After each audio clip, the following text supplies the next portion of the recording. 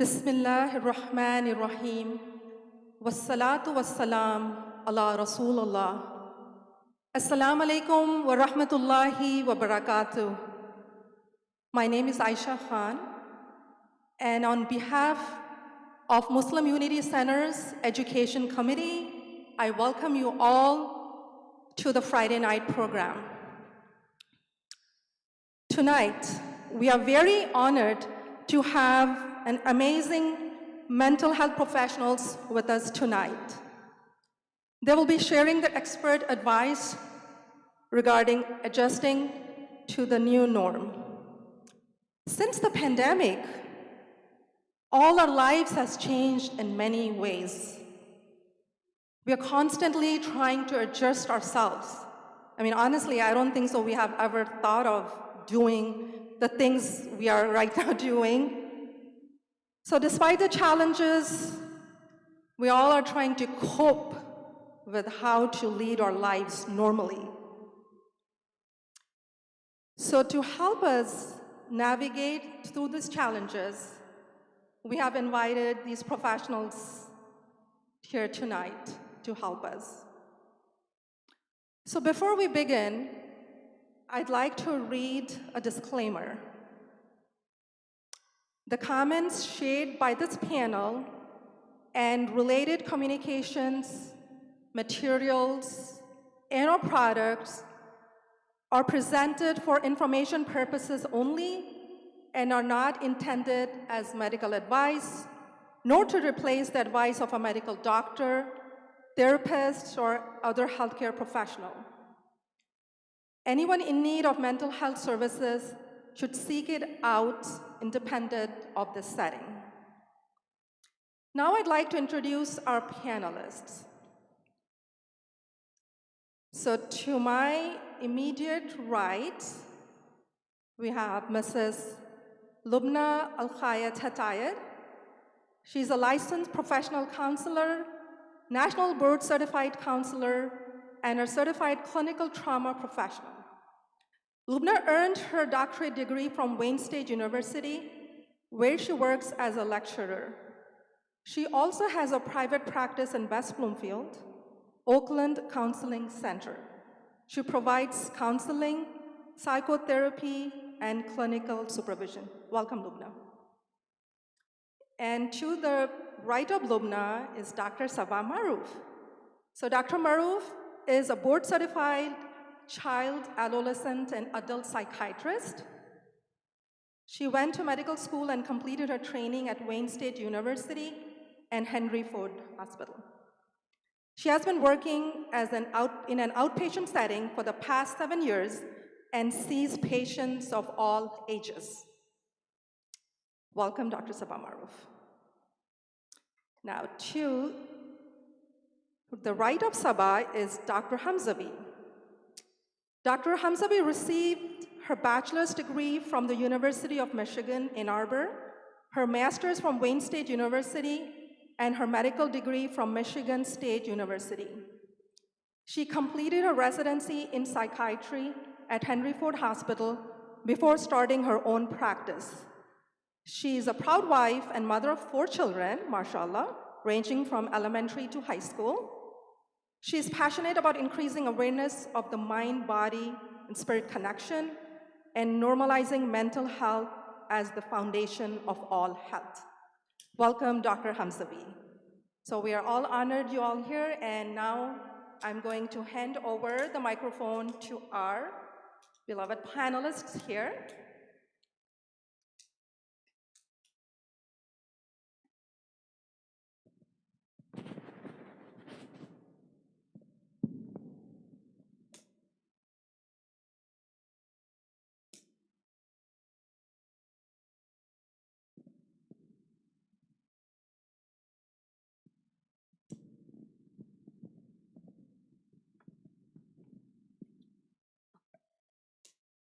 Jazakallah khair. Assalamu alaikum, everybody. Bismillah ar-Rahman ar-Rahim.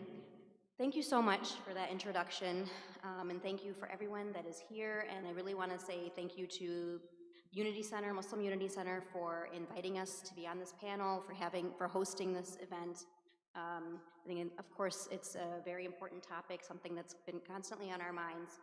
And, we three are really here to, provide help, encouragement, support, and also just kind of a space where we can, talk about, what's going on around us and the impact it has had on all of our lives. Um, and, we were talking with each other the other night, and, all of us are kind of in the same boat, right?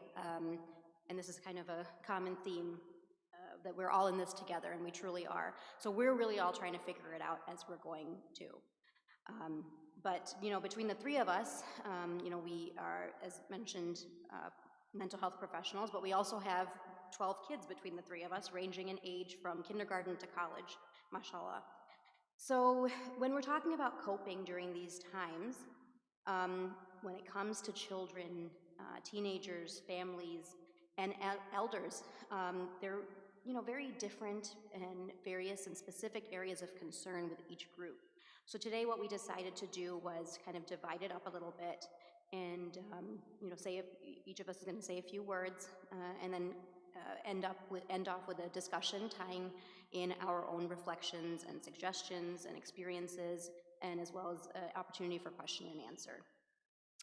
So, really the truth is that we really, we're months into this pandemic now, and here we are going into a new season. We're like 2 seasons in, and really, the title of today was, we're talking about coping, but all of us and you all have been coping. And in fact, we really are moving from coping to adapting, right, at this stage.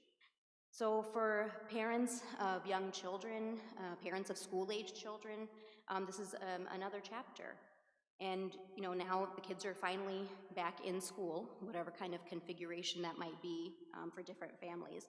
And even though this back-to-school season is completely different, whether your kids are doing remote learning or in person, it really does come with a lot of mixed emotions. And so we kind of have a different type of back-to-school anxiety this year. So your kids might be at home and you are facing the challenge of navigating their classes remotely, of getting them online, making sure they're online, making sure they're paying attention. If you have teenagers, making sure they're not on their phone while they're supposed to be in class. Or maybe your kids are in a private setting and you have the opportunity to send them to school, and when I know I experienced this, when you're dropping them off in the morning, you feel very nervous and anxious about the possible exposure. It's very different, and the school environment itself is so different with all the safety, all the new safety criteria and everything. So the anxiety and nervousness in this situation is different, but completely normal. And I think that's kind of one of the takeaways, of tonight too, will be that these are normal emotions during these times. Some of us are working from home and kind of trying to navigate that, juggling working from home, trying to get our kids on Zoom classes, and others are having some anxiety because our children are, if they're in school, it's the first time they're kind of being away from the family since March, and so some kids are having a little bit of a separation issues too. And then, we're all going to basically see, there's all these different configurations, and we're going to see kind of how our kids are doing. Personally, I watched my kids' teachers introduce themselves in these short video clips that they sent us, like welcoming them to the school year. And as a parent, kind of the heaviness of that moment really hit me. And as they were introducing themselves, showing the classroom how it's going to be different, showing, well, I'm going to be wearing a mask when you're in the classroom, but this is what I look like without a mask. And it just was a really kind of a heavy moment.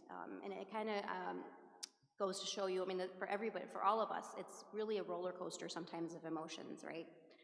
There's times that we're just kind of going along, we think we're managing well, alhamdulillah, and then it'll just hit you kind of out of nowhere. And all of these scenarios involve, one sort of loss or another, and many changes in routine, environment, and of course in our personal and social interactions. So, as parents, it feels very heavy at times. But I also want to remind us that as adults, oftentimes we think in a much broader scope. And so when I saw this video, it was a reflection of what was going on in the world. But for our kids, in many ways, it kind of is what it is. I went with my son to pick up, so he was doing remote learning, and he's a new high schooler. He's a freshman, and it was a big transition year because it's his first year in public school. And we drove into his school to pick up the books. You know, you drive by, and you pop up the trunk, and they drop the books off in your trunk. And actually, it was really funny because this is after they'd already started school for about a week and a half, and it happened to be his Spanish teacher, and she actually recognized him, and he recognized her. And I was like, oh, wow, it's actually some, you know, that they really are paying attention. But as we were driving into the school, you know, we've been looking forward to high school for so many years. I had so much nostalgia and just like remembering my own experiences, and I just started to feel really sad that he's not going to have this experience.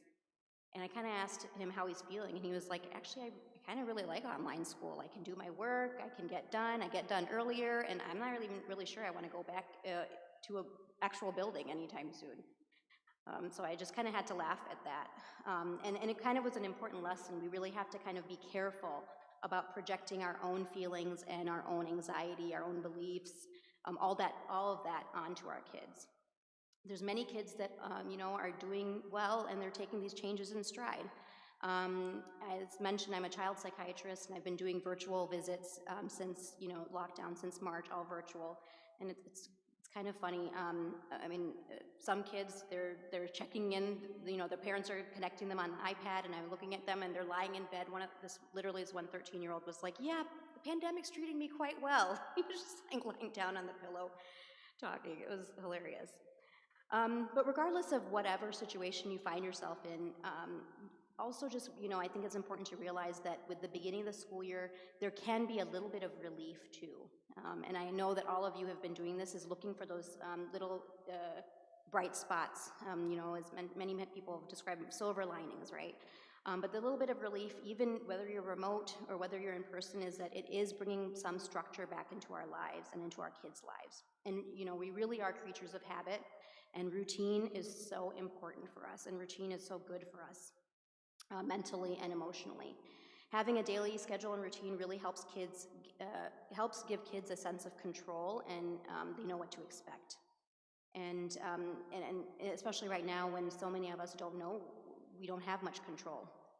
But this routine gives them a sense of calm and predictability, and is really good for their well-being. So I think that's been kind of a nice transition, I think, into the fall. There's a lot of anxiety going in, making these decisions. Do I send my child to school? Do I do hybrid? What are we going to do? And now it's kind of like, okay, well, it's time to start. So, you know, as parents, also letting them know what to expect and what's coming is very important. And of course, we don't know all the answers. But the best thing that we can do sometimes for kids during these hard times is kind of letting them know, like kind of a preview. So, and I'm sure many of you were setting up like your home stations, your work from home stations for them, and even there was an excitement for that, with that too. Now for our teenagers, for our adolescents, you know, this is a really hard time to be a teenager. You know, it's one thing to have younger kids, and of course they miss their friends, but, you know, in general, they still kind of like hanging out with you. Sometimes that can be a little bit different with teenagers, sometimes. But, you know, really, if you really think about it, you know, the normal development and trajectory is that this is really a time when they're really starting to spread their wings and start to become a little bit independent. And it's, of course, it's totally normal for them to look towards others for support, and, you know, they are influenced by other people, not just their parents now. And it's normal for them to want to spend more time with their friends. A recent survey actually found that 61% of teenagers reported feeling more lonely as a result of this pandemic. So, you know, this is kind of a reality. And sometimes what really helps for teenagers is really just to kind of call it what it is, and allowing your child, and especially your teenager, to kind of express to you that, you know, how they feel, and if they're feeling sad about the changes. And you know, it's very normal to feel all of these emotions. It's okay to feel sad once in a while. You know, as mental health professionals, it's not our job to get rid of those emotions. You know, it's just being okay with it and sitting with it. And if your child or if your teenager is expressing that to you, then, you know, take the time to really listen, and realize that we don't have to jump in and solve the problem and give suggestions right away. Just being there and just kind of empathizing is really important. And also, you know, we kind of joke about, you know, we kind of make sometimes offhanded remarks about teenagers at times, but really as a parent, you really, of course, have a positive and strong influence still in their lives. There's many studies about, that we have on getting kids through difficult circumstances, and many of the studies show that as adults and parents, we really can buffer the negative effects of these difficult circumstances. It's not, we always say kids are so resilient. It's not necessarily that kids are resilient automatically, but there's things that we can do and we can provide in the environment, and we'll talk about those things today. Sometimes, it's just having someone there that understands what they're going through. And sometimes as adults, as parents, we can be the voice that kind of allows kids to share what they're feeling. If they don't have the words for it, we can kind of help them build their emotional vocabularies, what we call it, build that vocabulary, and really just validate and empathize again, validate what they're going through. So, when they are open about how they're feeling, just being like, you know what, this really stinks. And just in saying that, they don't feel alone, and it can strengthen our relationship with our kids and our family. So really allowing our kids to feel that, giving them that sense of, that we understand, and that we're not downplaying their problems or minimizing their issues or anything. And actually for teenagers as well, the importance of other adults in their life is very important too. Even with social distancing and everything, this is really important. We always hear, and especially in the Muslim community, we know that it takes a village, and we have our communities, we have our network, and smaller networks of friends. It's okay, maybe, actually, I would really encourage people to kind of, look to their aunts, their uncles, their family friends. These are other adults that are there for our teenagers as well. Sometimes you might compliment your son or daughter, and they're like, oh, well, you're just my mom, you have to say that. But when someone else is giving them that feedback, then they do listen to it in a different way. So, one of the most painful feelings, I think, of being a parent is feeling that you aren't doing a good job. And there's no manual in parenting during normal times, much less parenting during a pandemic.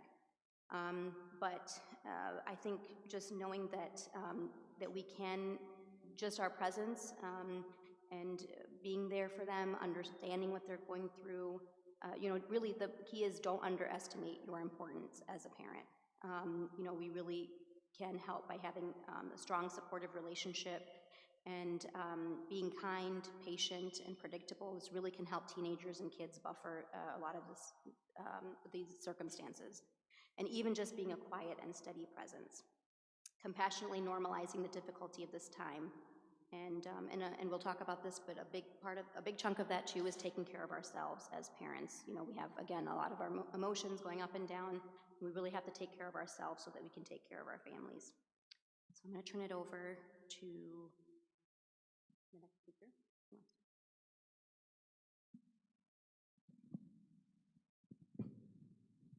Okay, Assalamu alaikum. This is the first time I think that we're doing any kind of public speaking in a panel format. Saba and I are in the same biosphere. That's why we're sitting this close together. Otherwise, we wouldn't be. We're in the same family. So I want to thank those of you who are tuning in online, and those of you who have come here, and of course the Muslim Unity Center for, mashallah, always really stepping up and looking at what the needs of the community are. As Lubna and Saba and I had prepared some, briefly spoken yesterday about how we were going to approach this, we had kind of a sense that maybe this is overdone. Maybe we've already kind of been dealing with this for long enough, and nobody really needs to hear more about how to cope with it because we're in the middle of coping with it. But I think what we know is that we need reminders, and we need to kind of, get back to basics sometimes, because our life continues to get complicated, and we have this pandemic that's taking us into different territory in every stage. So we had the initial shock of, being shut down and having to move school and work to home in many cases, or people who had to be on the front lines, whether they were stocking grocery shelves or working in the emergency rooms. These are people who had completely different experiences than the ones that were at home. So recognizing that we, on one level, have a shared experience of having this virus kind of take over our lives. And in addition to that, we have a kind of a race, crisis in this country and really now across the world. And we have forest fires in California, and the list continues to grow of crises that are capturing our attention.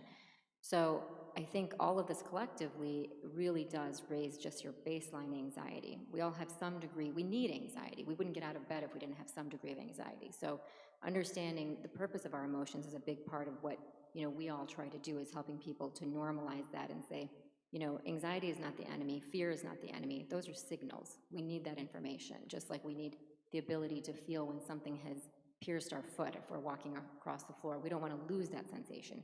We just want to know what to do with it. We want to know how to respond to it. And so as we look at all these different stressful situations that are kind of accumulating in front of us, we can either look at that as a reason to completely isolate and be fearful and run away, or we can say, we know that as Muslims, Allah subhanahu wa ta'ala has not given us anything that we cannot handle. And if our baseline is that we know, by definition, He has created us with the capacity to handle anything He puts in our path, then we begin each day with that. And that doesn't mean you don't have moments of fear and feeling overwhelmed.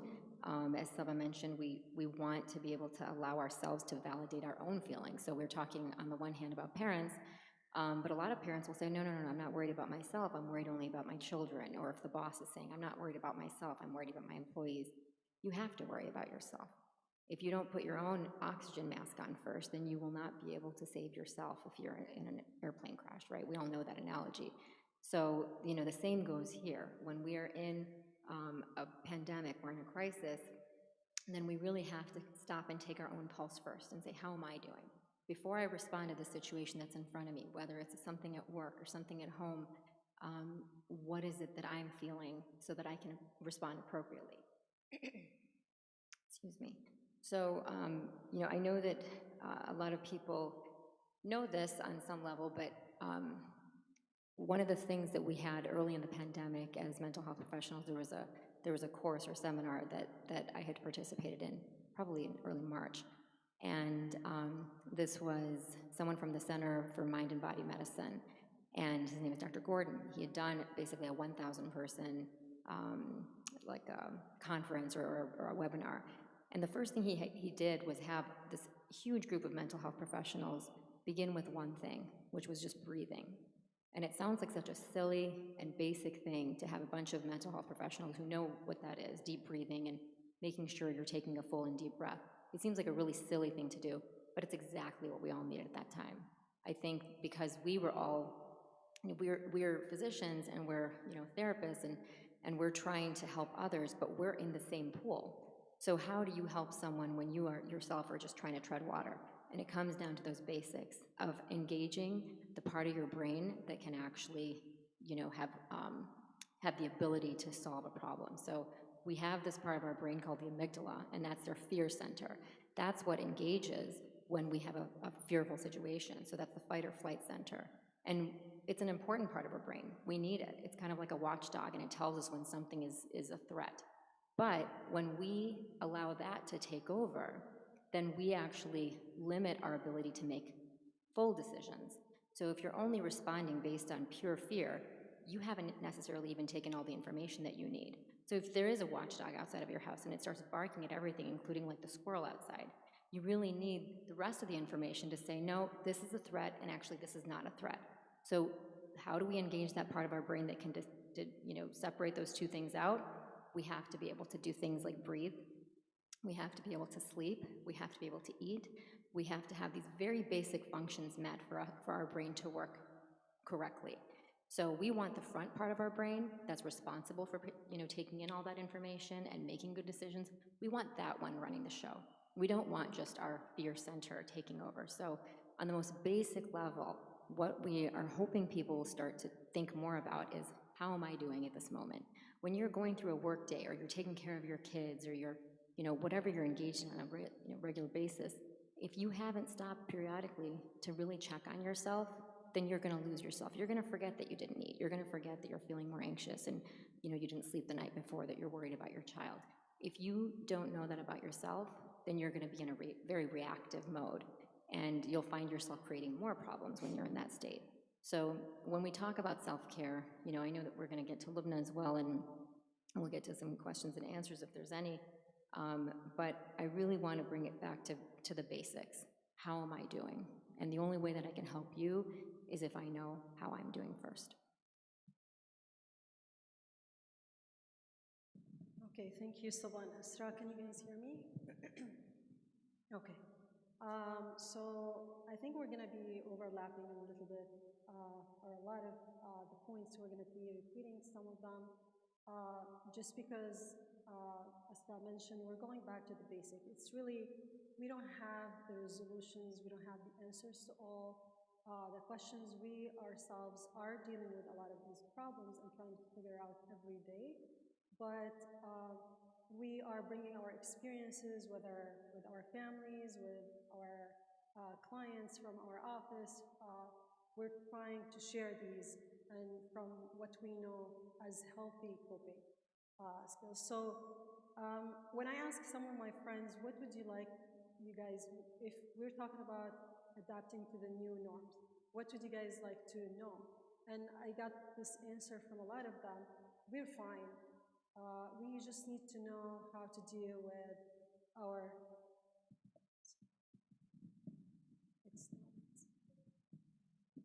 Okay, is this better? Okay, so a lot of them said we're fine. We just need to know like how to maintain healthy relationships within our family, healthy relationships with our kids, how to help our kids cope. A lot of them are feeling bad, like Sabat talked about, for their college kids going to college, starting. I have my own daughter here going to college, and I wish she had the college experience that everybody will have, but she's not going to. So a lot of them want us to focus on that. And I've noticed that a lot of the phone calls that I'm recently getting was about, or were about, marriage counseling. Like, we're having a lot of issues, we need help with that, we don't know how to deal with it. And I would like to go back to some of the reminders. It is very normal that some or a lot of people are dealing with more conflicts recently, just because we are, if you think about it, we were in a fast paced life, right? We are always on the go. We're running with our kids, going to work. Even for non-working moms, they're just taking their kids from one place to the other. So we're always on the go. We are used to this lifestyle. And then suddenly we're forced to slow down, right? And when we slow down, we are forced to think about or deal with a lot of things that we are uncomfortable with. And one of these things are relationships, like family relationships. And the other thing that's very uncomfortable for a lot of people is looking into their inner world, right? Thinking about, oh, what's going on now? I have the time to think about my life, to think about my thoughts, to experience these emotions. And that's very, very uncomfortable to a lot of people. So many people were not ready to deal with these emotions, and they don't understand these emotions to start with. So we know that starting with education about psychoeducation about this is where you need to start. Even with relationships, we need to start with understanding yourself. So building a relationship with yourself is the first step. So definitely, families' relationships are going through testing time right now. So there is a lot of togetherness at home. College kids are home on taking online classes. Kids, some of them are online classes, and some parents are working both of them from home. So there is a lot of this interaction that probably going to create more conflict. But the reality is these conflicts are before. They are there before. It's just this time we're forced to deal with it, right? We were busy in our own life, leading different lives. We didn't have the time to deal with it, to sit down and deal with it, and now we're forced to do that. So past conflicts are definitely magnified right now, and part of it is, again, because we're forced to think about it and deal with it. And the other thing is, we're coping with this pandemic differently, right? So the way I'm dealing with it, the way I'm expressing my emotions is completely different than my husband, the way he's dealing with it, and my kids are dealing with it. So with these conflicts or these differences, there will be mismatch. And if we don't understand, starting with understanding the emotions that I'm going through, what am I feeling right now? Why am I feeling right now? And then focusing on the partners, the kids, what are they feeling? Why are they feeling this way? And accepting that. So the first step is accepting whatever kind of emotions you're dealing with, your kids are dealing with, your partner is dealing with, and validating that, right? We're going to be talking a lot about validating your emotions, validating other people's emotions, and accepting. And accepting, a lot of people confuse accepting um, with accepting with agreeing with it. Okay, accepting is really not agreeing with what they're dealing with or the way they're dealing with it. It's just acknowledging that this is the way they're dealing, this is their reality, this is how they cope with it, and starting from that. So, a reminder also with a lot of people who are going through probably some conflict at home with their partners, that conflicts are not the problem. They are not the problem, they're normal. Actually, there are a lot of studies that shows that the majority of conflicts in relationships have no solution. It's just like we learn how to deal with it or how to live with it. It's just the way we do these conflicts. How do we address them? With compassion or with criticism? Do we approach it with accepting these differences between ourselves and then repairing after a conflict, always going back to repairing? This is a very, very big topic, so I'm not going to dive too much into it. I just wanted to touch on it because I'm noticing more and more people are coming or calling to like my office for marital issues. And probably we're going to go back to coping mechanism, right? Or go around with that. So, You have. so do we go back? You can go ahead. You can go to the question unless. I was going to talk a little bit about resiliency. Okay, so I'm going to touch very quickly on that. Resiliency, I think this is what helped me with going through a lot of things. Resiliency is what we need to focus on and remind ourselves that this is, going through all of this is building our resiliency. And what we mean by resiliency is adapting to difficulties. I'm just going to read the definition. The resiliency is the process of adapting in the face of adversities, difficulties, stressful events, and traumas, and bouncing back, which can involve profound personal growth. So this is what I wanted to go back to, is the personal growth and bouncing back. Without that, like resiliency, you cannot become more resilient by reading a book about resiliency, right? You have to go through the difficult time, you have to go through the challenge, and life, reminding ourselves that life is not supposed to be easy, right? As Muslim, we are reminded constantly that life is a time of testing, and this is part of the test. But the positive part of it is, without going through this test, we do not grow, we do not become resilient. Just quickly, 4 things to become more resilient. Some people are there, it's very easy for them to become more resilient, it's natural, but other people, it's something that we can learn, we can teach people. Actually, in time of conflict and like wars, for example, when we were going to like refugee camps, the focus was on helping kids become more resilient, teaching them how to become more resilient, because we cannot change the circumstances, right? We cannot change what we're going through. We have to accept it. It just learn how to become more resilient, so we grow, we get something out of it. So actually 5 points: building connection. Social connections is very important. I think we're all experienced this through this pandemic. A lot of people become more creative in making connection, whether through Zoom or exercises, walking outside. We started walking sometimes outside as family, which never ever happened in our life. Ramadan was another experience of like this togetherness that a lot of people did not have the chance before because we were not forced to do it, right? And then we were forced to be together, so we experienced Ramadan in a completely different way. So building connection is very important, finding these connections that nurture this growth. It's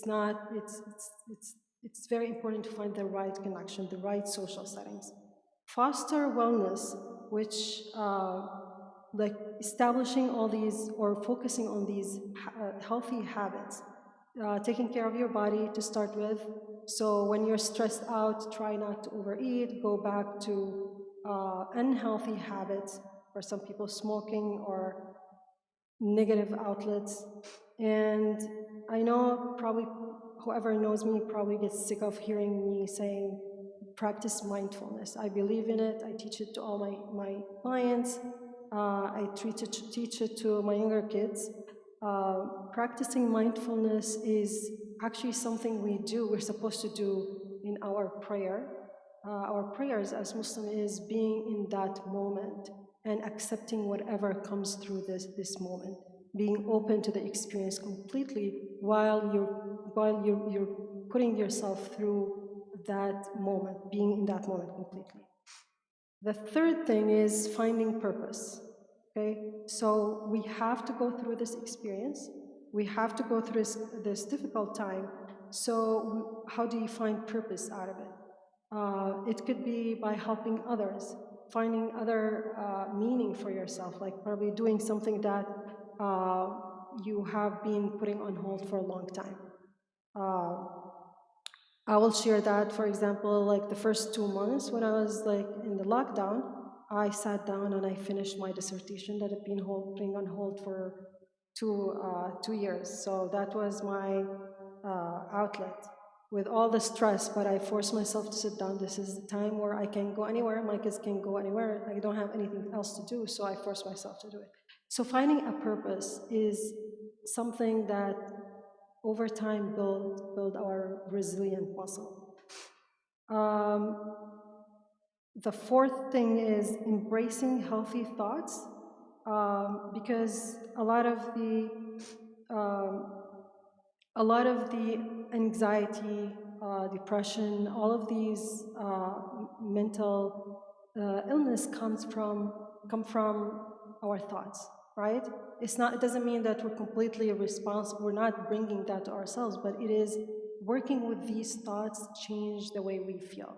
So embracing healthy thoughts through this pandemic, for example, like putting things into perspective, it's not the end of the world. We still have a lot of things that's still under our control, right? We thought that a lot of, actually, we have been dealing with uncertainty all our life. It's just like we don't think about it. Before the pandemic, you leave your house, you get in your car, you put your kids in school, assuming that you're going to go back home, pick up your kids, everything is going to be fine. But we cannot be 100% certain about it, right? So we have been dealing with uncertainty without thinking about it. We have the tools to deal with it. It just, we did not think about it. So reminding ourselves that change is part of life, difficulty is part of life, and we have to live with it. And finally, when you need, I think this is what we keep focusing on, if you need help, if you feel you cannot cope with it, if you feel like this is too much for me, it's overwhelming, seeking help. It's okay to go to a mental health professional. It's okay to get a consult. This is completely normal. We all need it. We all gone through it as mental health professionals. We've done therapy. So do not wait for too long if you feel this is too much, this is overwhelming, you cannot cope with it by yourself.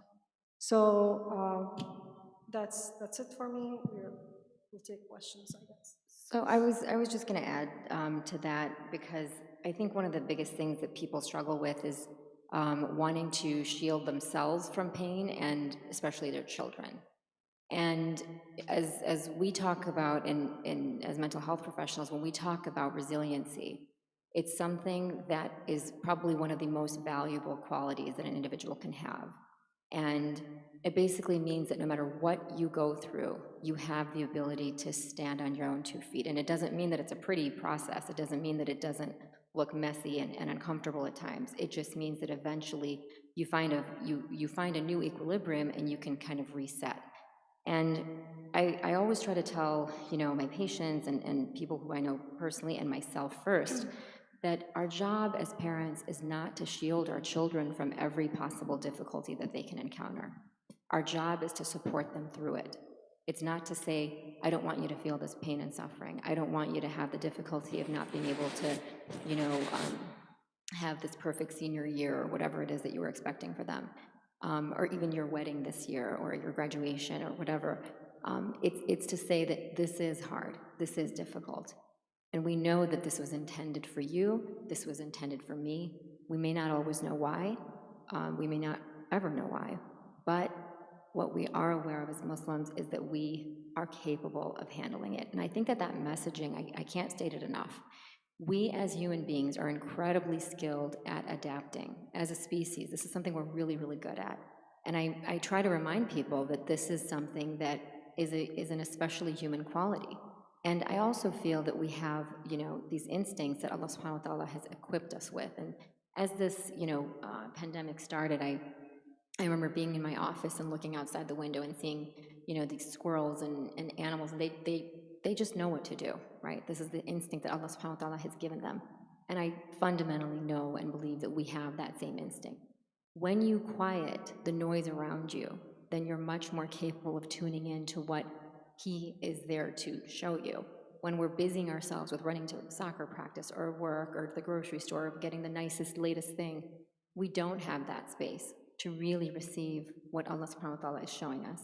So as we try to shield our children, we have to stop and say, of course we shield them when we can. When there's something that we can do to protect them from harm, that's an important thing. I'm talking about the things that are inevitable, the things that are truly, clearly supposed to be in their path. Know that those are the ingredients that are going to help them be able to be independent of you one day and not need you every step of the way. All right, thank you. So I'd like to start with a Q&A session. So I'll start with the one we got online on YouTube, and then we'll see if we have some from the audience, and we'll take those, inshallah. So the first question is, how do we become aware of how social distancing is affecting our mental health if we have never experienced anything like this before?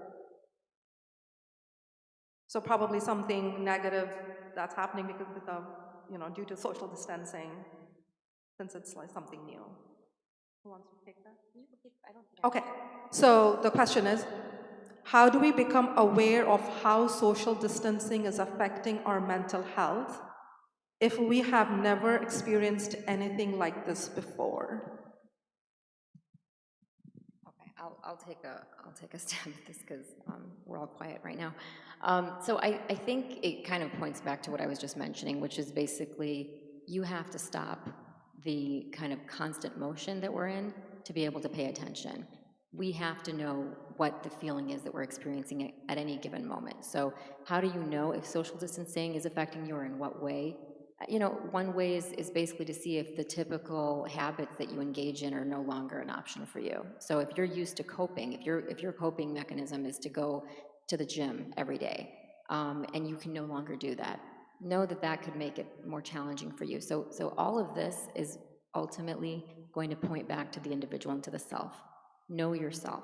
When you know yourself, you're much more capable of handling yourself. And so if you find yourself really, really feeling depressed, sometimes people say, I'm not depressed, but I used to love cooking and I don't cook anymore. I used to love being with my kids and I don't love being with my kids anymore. That's a sign of depression, a loss of pleasure, the loss of joy, that's a sign of depression. So social distancing, you know, I really, really wish that wasn't the term that was used. I think, you know, probably from the Spanish flu, I don't know when they came up with that. I wish it was called physical distancing. We need physical distance. We do not need to socially distance. We have to find ways to be able to connect with one another, and especially our elders, because I don't know of any group that has suffered more during this pandemic than our elders. So, you know, as far as identifying how it's affecting you, you have to stop and be willing to be alone with yourself long enough to ask yourself. All right, thank you, Dr. Asra. Anybody from the audience? Yeah, okay. So we are actually getting some more questions online, so I'm going to just quickly go. So the second question is, what are some coping mechanisms in order to deal with uncertainty and anxiety during this time?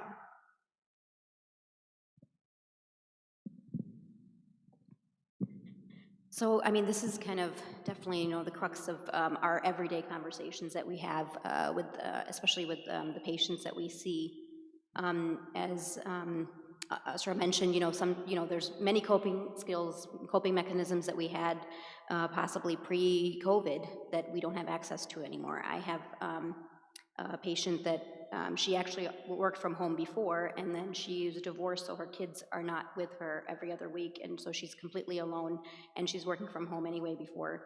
And one thing that she really loved to do was go to group fitness classes, Pure Barre or something like that. And she was really missing that she couldn't do that anymore.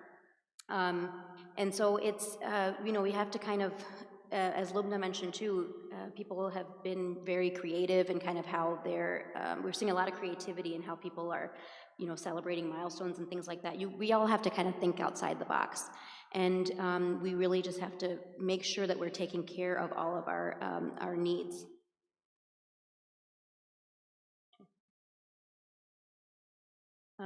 Sorry, the azan is happening here in the mosque, so we pause.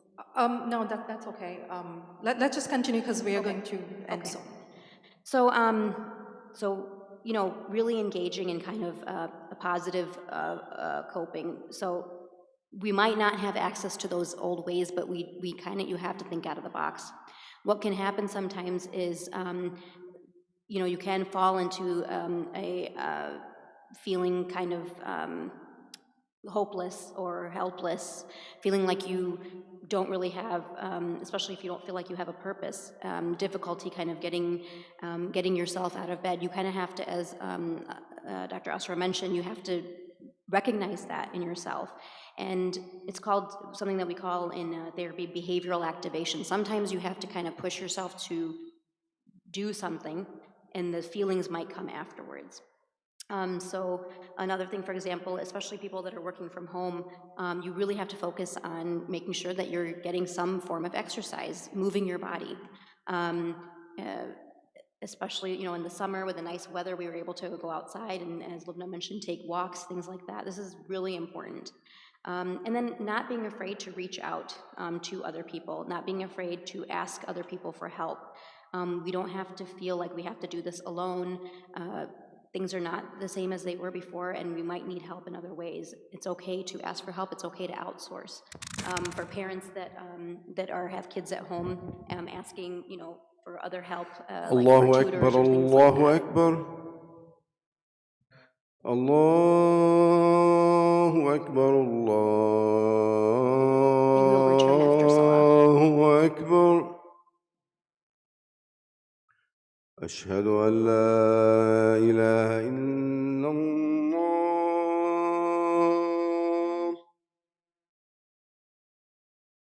أشهد أن لا إله إلا الله.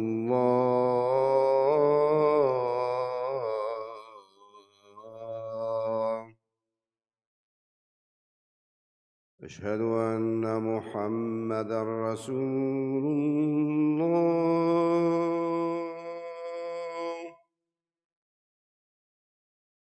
أشهد أن محمدا رسول الله.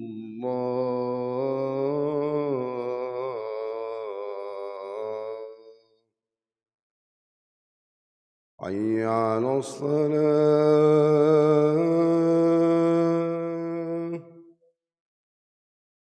حي على الصلاة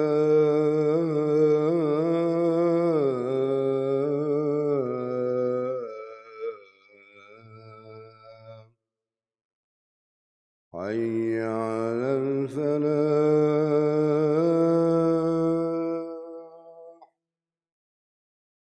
حي على الفلاح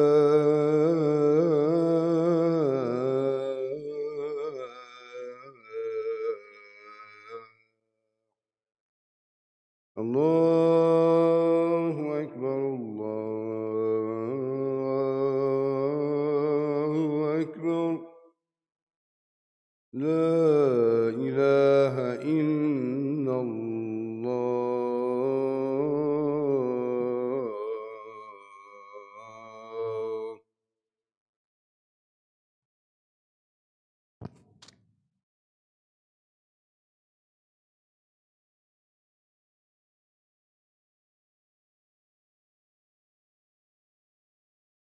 Sorry, so just, we'll try to wrap up, inshallah. Just like one, I know like we have a question where they're looking for some resources for mental health, and I know you guys had sent us, so we'll try to put that online, and as well as we can project it over here. So just to, a quick, there was one question, I just want to make sure we take care of that before we end. So I think this probably goes to Lubna, is like, can you please give some tips and methods of practicing mindfulness in this world where our thoughts are racing a million miles a minute?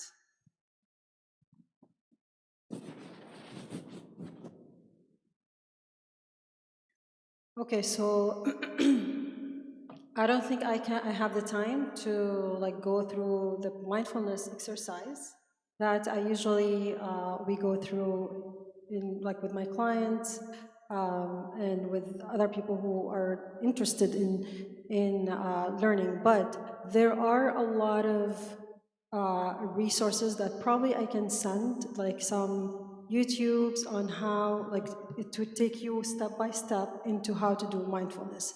But just in like, for a summary, mindfulness is just like when you focus, the practice of focusing on your breathing, right? So you're just like thinking about the experience of your breathing. For example, it could be something else. It could be focusing on something you're looking at. It just like, it's the practice of focus.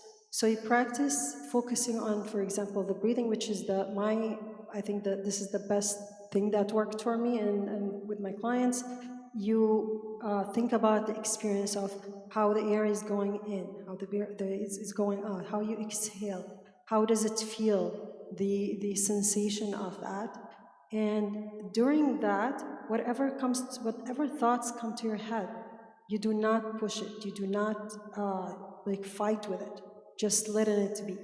And then you bring your focus back. So it's exactly trying to practice how to manage your focus, to be in that moment, whatever your experience you're focusing on, and without judging the thoughts that come to your head, without pushing it away, because this is normal, that our brain, it wanders all the time.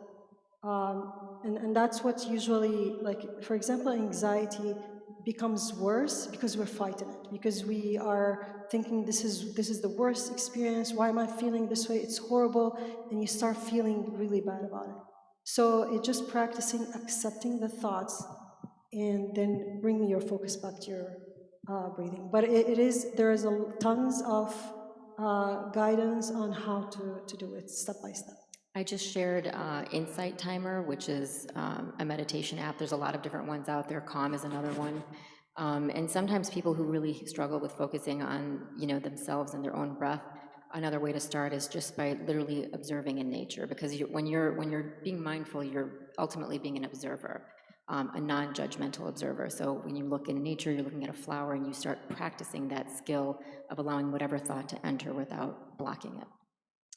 All right, I wish we had more time, but unfortunately we have to end. It's time for Isha prayer right now. But alhamdulillah, like personally, I learned a lot, honestly. So I'm gonna you this again. So inshallah, so those of you who have tuned online, thank you so much for tuning in. Inshallah, what we'll do is I'm kind of just thinking that let's have this one more time, and I'd like you all to come here. It's so much fun, and it's really nice if you all come here. And we have, alhamdulillah, everything like social distance, chairs, and all the protocols are being followed. But please come to Unity Center so we could have this conversation, because it's great, and we are so blessed to have such amazing panelists and so much wealth within our community itself. So thank you to Lubna, Dr. Saba, and Dr. Asra for coming and sharing your wonderful experiences and all your advice. So inshallah, I'm like personally, I just feel like we just kind of touched the tip of the iceberg. But thank you so much. Thank you, everyone. Assalamu alaikum.